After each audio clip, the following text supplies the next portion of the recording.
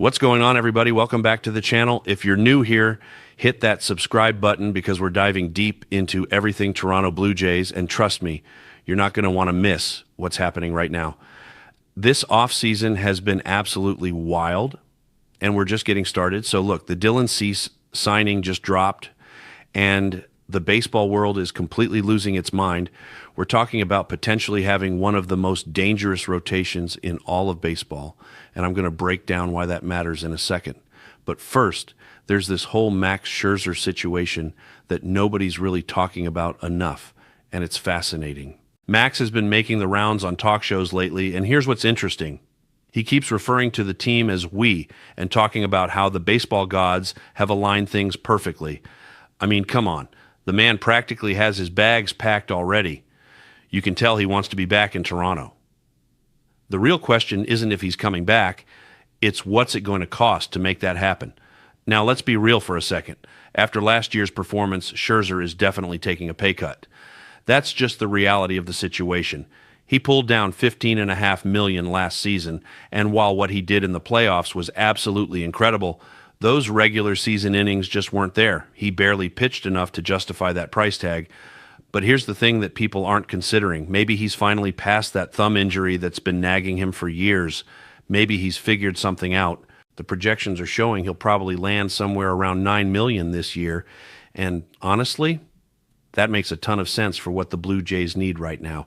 You're getting a veteran presence, a mentoring role for the younger guys, someone who can still bring serious heat when you need him. At that price point, you're adding incredible depth. He can compete for that fifth starter spot with guys like Yariel Rodriguez and Bowden Francis. It gives the organization so much flexibility. Think about it this way. There's still questions about what happened with Jose Berrios at the end of last season. Having another ace-caliber arm, even if he's not throwing 200 innings anymore, that's insurance. It also opens up possibilities for trades if one of the younger arms needs to be moved. The way Scherzer is talking about the organization, it really sounds like this is already a done deal waiting to happen. But let's shift gears to what everyone's really buzzing about. The Dylan Cease acquisition has completely changed the conversation around this team. I'm not just saying this as a biased fan. Major League Baseball Network analysts are saying it. National writers are saying it. The Blue Jays might legitimately have the best starting rotation in baseball right now, and that's not an exaggeration. Look at what we're working with. You've got Kevin Gausman, who's been a consistent ace. Jose Berrios is locked in. Shane Bieber is coming back because of that unfinished business from last year, and when he's healthy, he's filthy. Then you're banking on Trey is continuing what he showed us last season. Yeah, it's a lot to put on a young arm, but this kid has answered every single challenge thrown at his way. He's earned that rotation spot. And now you add Dylan Cease to that mix. We're talking about Gausman, Cease, Trey, Berrios, and Bieber as your starting five. That's absolutely terrifying for opposing lineups. Good luck to American League hitters trying to navigate that gauntlet over a full season. Even when you get past those five, you've got depth with Yariel Rodriguez waiting in the wings, potentially Max Scherzer, like we just discussed, Bowden Francis hopefully staying healthy. There's youngsters like Johnny King and Ricky Tiedemann when he gets back to full strength. The depth chart just exploded overnight. This is the guy they wanted at the trade deadline last year. Remember that? They went with Shane Bieber instead, and that worked out incredibly well. Now they get to have both of them. The front office deserves credit for being patient and aggressive at the right times. So the natural question becomes, what's next? Where does the organization go from here? Most people assume they need to focus on the lineup. They need to bring Vlad back. They need to figure out the offensive direction.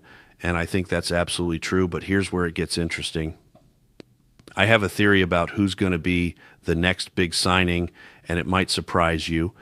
The Japanese posting system has a specific window, and there's two names that keep coming up, Tatsuya Amaya and Kazuma Okamoto. One of these guys is going to sign in the next couple weeks. I'm almost certain of it. The posting deadline creates urgency, and there's a long line of teams trying to get meetings with these players. Here's what's crazy, though. Apparently, the Marlins and the Mets are heavily involved with Okamoto, the Marlins. Think about that. When do you ever hear about Miami opening up the checkbook for legitimate star talent? And the Pirates just set a record by giving Paul Skeens $3.6 million in his first year of arbitration eligibility. That's the biggest first-year ARB deal in baseball history. Teams that traditionally don't spend are suddenly spending. The market is changing right in front of us. For the Blue Jays, though, I think the priority is pretty clear.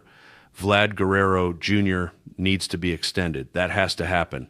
They're either working on that or they're running parallel negotiations with Kyle Tucker because they desperately need that middle-of-the-order bat.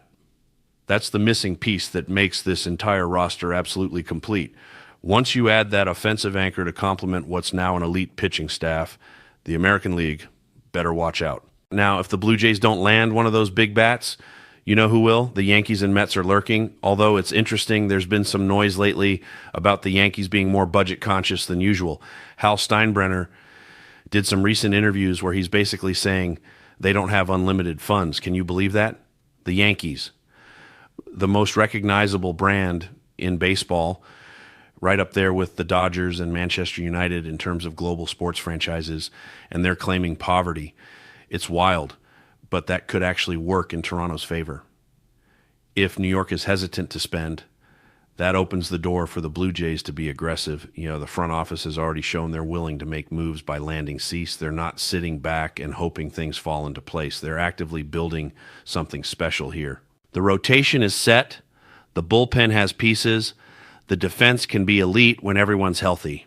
Now it comes down to finishing the job on the offensive side, whether that's Vlad Tucker, one of the Japanese stars, or someone we haven't even considered yet. The next move is going to define what kind of season we're looking at. This is the most excited I've been about Blue Jays baseball in a long time. The Dylan Cease signing showed that management is serious about competing right now. They're not rebuilding. They're not in some weird middle ground. They're going for it, and as fans, that's all we can ask for. Make sure you're subscribed because we're going to be covering every move, every rumor, every development as this offseason continues. Drop a comment and let me know who you think the Blue Jays should target next. Is it Vlad? Is it Tucker? Are you intrigued by the Japanese market? I want to hear from you. Hit that like button if you're as hyped as I am about this rotation, and I'll catch you in the next one. Let's go Blue Jays.